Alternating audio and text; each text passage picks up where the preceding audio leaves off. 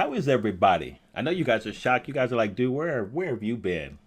Where have you been? Man, I've been super busy. I really even don't even know what to say, you guys. I've seen a ton of movies, probably everything that you've seen, which you probably think that I would have reviewed, but I've just not had the time to do it. But you knew that I had to talk about Black Panther because everybody is talking about this movie and I was super excited to see it as well. So this is going to be kind of a spoiler review. I actually did do a spoil-free review, which I put on Facebook because so many people text me or sent me direct messages on Facebook asking my thoughts about it. So I did put that up on Facebook.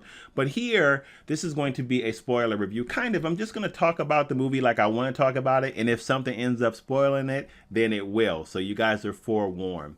So, it's crazy, man. Like, there's so many things to talk about here. On one hand, I don't understand some people's reaction to this film. I really don't, and we're going to get into that because I just don't get it. But this is a film that I was super excited about, probably you guys too. And the funny thing about it is a lot of people were introduced to Black Panther, right, in Civil War. Before Civil War, nobody knew who Black Panther was. And a lot of people, when they saw Black Panther in Civil War, they was like, who's the cat guy? They didn't know who he was. But after Civil War, because he was such an absolute beast in that movie, people started reading up on him and then getting really excited about the Black Panther movie coming out in February. Now, I was excited about it before. I've been a big fan of Black Panther since I've been a kid. I mean, and the major reason for that is he really is the first Black mainstream superhero we've had. Most people, or most of them in the comic books prior to that, were sidekicks, but he was really the first. And then after that, you could argue like Luke Cage maybe, but a lot of them prior to that, at least in Marvel, I don't know about DC because I'm more of a Marvel guy, they were sidekicks. So to see someone of Black Panther's caliber come to the big screen, and also to see someone of Black Panther's pedigree come to the big screen is super exciting. And I'll just tell you, just as a black guy, I was excited to see it because yes, we don't see a lot of it in Hollywood major motion pictures outside of certain types of films. We don't see, and we really haven't seen a superhero film on this scale or scope like Black Panther. Now, I know what you're thinking. Yes, we have had superhero films. We've had Blade, we've had Spawn, we've had a number of different black superhero films, but none on this scope. So this has been really exciting, and also none with this makeup in terms of virtually an all-black cast, in terms of a black director, a black cinematographer. The screenplay was written by Ryan Coogler, I think it's Joel Cole, as well as Jack Kirby. So this essentially was an all-black production from beginning to end, and it's exciting to see something like that. So I was a little bit nervous. I was like, man, the hype is huge on this thing, so it has to come off well. And I was really impressed by what I saw. So let's get into my thoughts about the film. Then I'll talk about some other stuff that's going on with this. And I you know what, I don't understand. Like, so we'll get into it. So I really love this movie, and I was nervous about some things. I will tell you that one of the things I was nervous about in the beginning when I saw him in Civil War was I didn't want him to be relegated to a guy in a suit and then be made analogous to a Batman or even an Iron Man, who are awesome superheroes, but at the end of the day, they're guys in a suit. And Black Panther is more than that. If you take him out of the vibranium suit, he still has enhanced skills because of the heart-shaped herb that he eats. So that is an important part of being in the movie, and actually in a comic book it's a little bit more expansive than that, because each Black Panther inherits the memories, some of the skills, and the knowledge of the kings that come before him. We don't see that as much in the movie, but that does happen in a comic book. So I was glad that they kind of had that element of Black Panther to him in the movies, and he wasn't just a guy in a vibranium suit. I'm like, listen, man, if you're going to tell the story of BP, then you got to tell the whole thing, and you got to tell it right. So hats off to Ryan Coogler for doing that. One of the things that really impressed me about this movie too was the story. And by far, hands down, and if you know what, if you disagree with me, please comment and tell me what movie you think is better. But this was the most This was the best written Marvel story that we've seen in the MCU. Out of all 18 movies, or 17 movies, this is the 18th. This was the best story that we've had. Now, I'll tell you why I say that. Because Ryan Coogler does something here where he tells actually two tandem stories. Because I think the Black Panther is a movie that a lot of people will enjoy, obviously, because yes, white folks have seen this movie and enjoyed it as well. And it tells a story that's good for everybody. It tells a story that's very relevant for African Americans or Africans that are seeing this because of the relationship between Wakanda and what's going on in the African American community and minority communities around the world. But it also tells a broader story with the value of what Wakanda can bring and do in terms of helping the world as a whole. And it tells these stories at the same time. So it doesn't feel like kind of the cultural story of the relationship between Wakanda and African Americans and minorities is being crammed down your throat. Here, take that. We've got an all-black cast, all-black everything, and we're going to cram this cultural story down your throat. Coogler doesn't do that. He tells the story, and he tells it in tandem, but you definitely get the message, or most people get the message. Some people are mad about the message. Anyway. So it does a really good job of doing that. And from that standpoint, the story feels very important. So here's the deal, you guys. Typically in Marvel movies, and don't get me wrong, because I'm a Marvel fanboy, unashamed, unabashedly so a Marvel fanboy. I get down with DC a little bit, but I'm a big time Marvel fanboy. But the Marvel stories essentially have the same ingredients told in different variations, told in different ways, and told with some of them have different depths of character development. But essentially, the tale is the same. Big bad superhero that wants to take over the planet, moo ha ha ha. Or the universe, moo ha ha ha. If we're talking about Guardians of the Galaxy, group of superheroes say, we're not gonna let that happen. We're gonna stop you.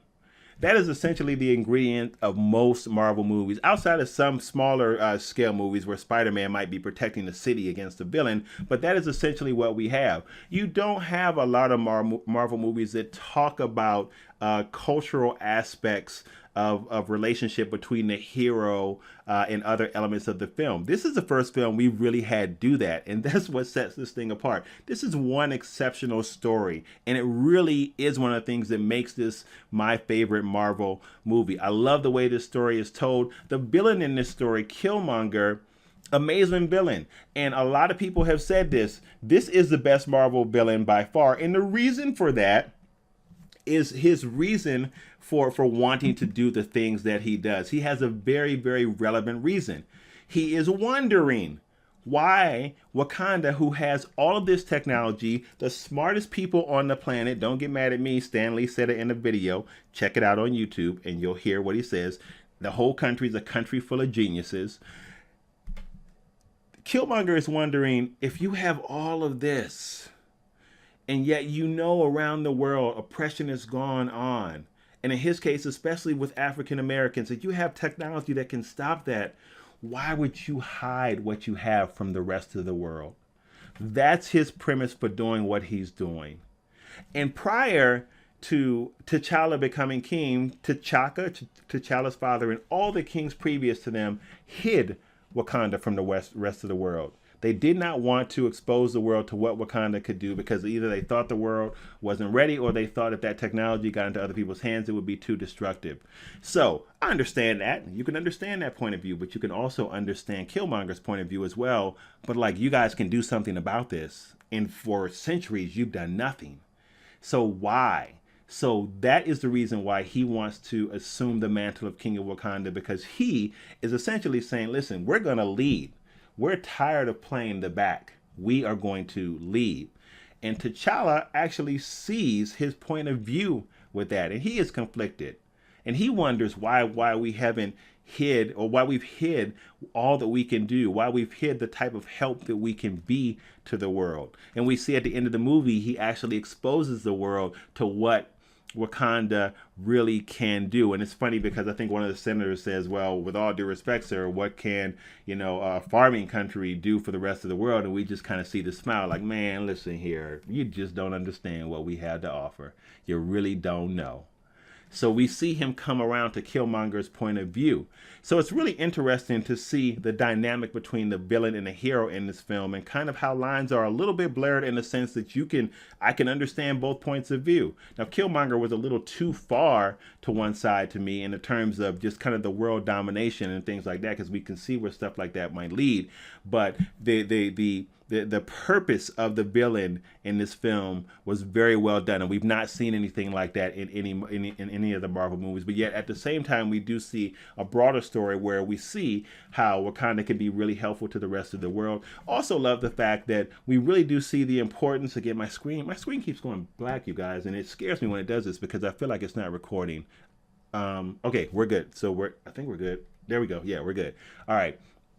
So we also love the fact, and people have commented on this, that we do see in Africa a nation that is vibrant, the smartest nation in the world, that has the best tech in the world. So we see Africa presented in that way as a vibrant nation that has a whole bunch to offer. And again, we typically don't see that in a lot of films. This is just not how they show the country. And in this case, Marvel has done such a fabulous job in that. And we have hints of Wakanda in the other films in the MCEU too, as well. So from that standpoint, this was a really exciting movie for a lot of different reasons. Now, there were some things in this movie that I liked better in some of the other Marvel movies. For me, my favorite movie in terms of fight choreography has to be Captain America Civil War. Some of the best fight choreography I've ever seen in any of the Marvel movies. Absolutely amazing. I wish that we had had better fight choreography in Black Panther, because as I said in my spoiler-free review, I don't feel like the Black Panther in this movie really showed off the fighting prowess that Black Panther actually has. I feel like we saw a lot more of that in the Marvel movie, Captain America Civil War. So there were some things from that aspect that I liked in other movies better.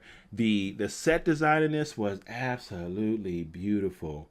And from what I understand, the painstaking care that they took when making this movie to make sure that they were getting the different African cultures correctly represented in this movie is amazing. And you see just the meticulous beauty of the different cultural aspects from the different tribes and the different characteristics that those tribes have and how they are portrayed in this movie. And from what I understand, is very culturally accurate. And hats off to something like that. Again, the care taken in this movie to represent Africa in a way that is true and to tell a very, very relevant story was just amazing. And we've not seen anything like it in the Marvel universe. The caretaking with the set design, the caretaking with the costume design, the vibrancy of the colors, all of that was really, really well done in this movie.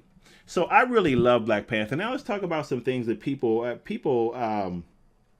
said about the movie. Some folks, there's like stuff coming on each side to me that's just like ridiculous. Now, first of all, it's a movie. It's a movie based on a fictional character with a very relevant story, though, and a story that holds true to life in the sense of some of the things that have transpired in just American history. It's really history that I can most talk about it because of America, but even around the world as well. But it's a story. So you got some folks who are getting mad, and some folks are making comments like, I don't know why black folks are so excited about this. It's just a story. And after all, it was written by two white guys, Stan Lee and Jack Kirby. Why are we even having that discussion? Like, what? I mean, what is the purpose of us even? What's the point? I don't even understand why saying something like that. And they had some stuff on Fox News about it, and some other people. I was going to call him Dan Shapiro, but Dan Shapiro's it's not his first name. But Shapiro was talking about it, and people, I don't understand why they're so excited about this. Or, are they more excited about this than MLK? Or are they more excited about this than the emancipation? What are you talking about, man? Are we really having a conversation about you being upset about why black folks are excited about Black Panther? Is that what we're doing? Why?